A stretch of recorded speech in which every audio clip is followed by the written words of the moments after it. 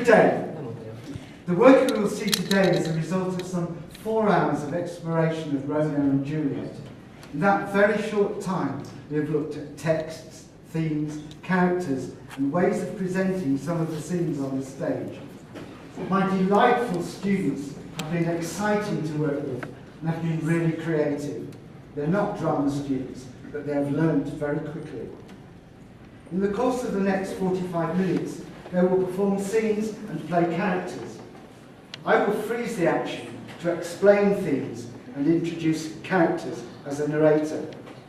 I may also stop the action as a director if I see an opportunity to make a quick and effective improvement. This thrust stage here that we have produced is quite similar to Shakespeare's Globe Theatre in London. And as an audience, you are free to encourage the actors. Let's try it with applause. With hisses.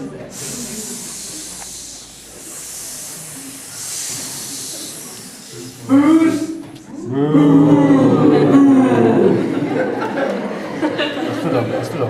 And shouts in the fight scenes.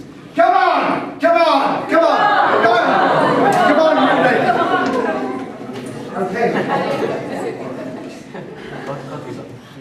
Please feel free to be an active audience, but please do not throw rotten eggs and tomatoes, which they used to do in Shakespeare's time.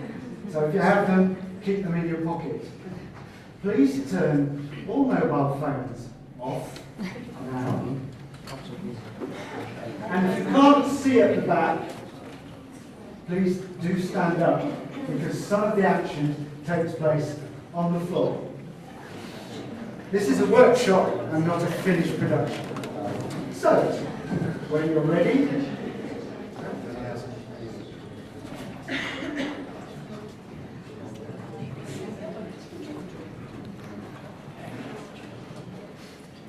start? Yeah. Once upon a time, there was a young man called Romeo.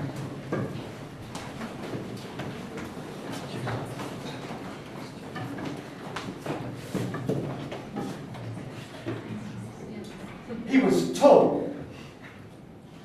He was strong. He was good looking. He liked football. And he liked baseball. But most of all, he was cool. In the same village, there was a young girl called Júliát. She was so beautiful. She had long legs, the most beautiful blonde hair, and she enjoyed washing up and cleaning the house and shopping.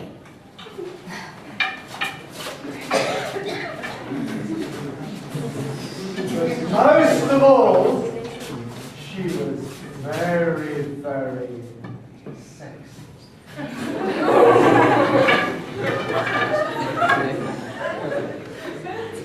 She went to a party, and Romeo was there. They saw each other, and they immediately fell in love. They decided they were going to get married.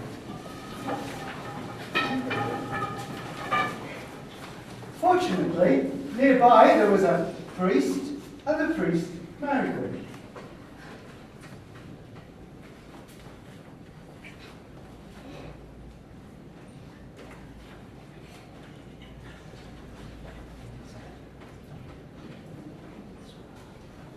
But shortly after the wedding, there was a fight. Tybalt killed Mercutio, Romeo's friend. Romeo came back and he killed Tybalt.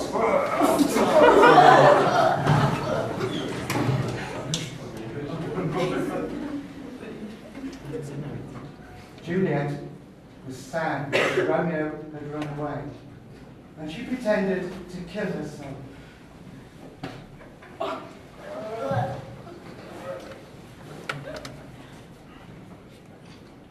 Romeo came back and found Juliet on the floor. No. So he killed himself as well. Juliet woke up, saw Romeo was dead, and so she killed herself. It's not the real story. It's rubbish. Yes, it's rubbish. And who are you? I'm Shakespeare. Shakespeare, but I thought Shakespeare was a man. What's your name? My name is Shakespeare-Wilhelmina. Wilhelmina Shakespeare. I thought it was William. Don't believe anything you read in history books. You will find the real story in the play. At the beginning of the play? Okay, tell me.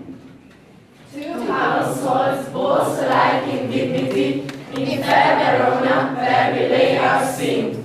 From ancient wretch, great to new mutinies, where civil blood makes civil hands unclean. From forth the fatal loins of these two foes, a pair of star-crossed lovers take their life. Whole misadventure, piteous overthrows, dooming their deaths, bury their parents' strife. The fearful passage of their deaths marked love, and the continuance of their parents' rage, which but their children's and not could remove, is now the 2 hours traffic of our stage. The which if you with patient tears attend, what here shall miss, our toil shall strive to mend. So, did you understand that? Did you two understand that? Because you were talking all the way through it. Do you understand it? Yeah, good. So, there are 2 families. One family is called the Capulets, and the other family is called the Montagues. Capulets. Do you like these Montagues? No. What? I'm sure you do. Don't you like them? No. Well, why don't you like them? Because they are stiff. They are too noisy. Because they are too small. They are too clever. They are too tall. They are too aggressive. They are ugly. They are dirty. And most of all, We don't like them because they are black. Oh.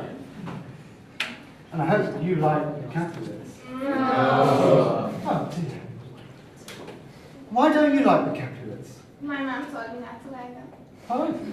They're so stupid. They are too beautiful. They watch Friends on TV because they are mean. They steal everything. They broke my car. And most of all, we don't like them because they are pink. Please. In each household, there is a family hierarchy. There is a father, a mother, cousins, children, and servants. These could also be 2 cultures, Christian and Muslim, or 2 countries, Israel and Palestine. Are you the prince? Yes, I am. Well, would you like to come and sit down and No, talk thanks. to... What? I don't want to sit down. Okay. So, you don't like either of these families, do you? No, I don't. Why? I've had enough of political families. They are fighting all the time. They are disturbing our quiet streets. They steal everything. I've had enough. Sit down and shut up, everybody.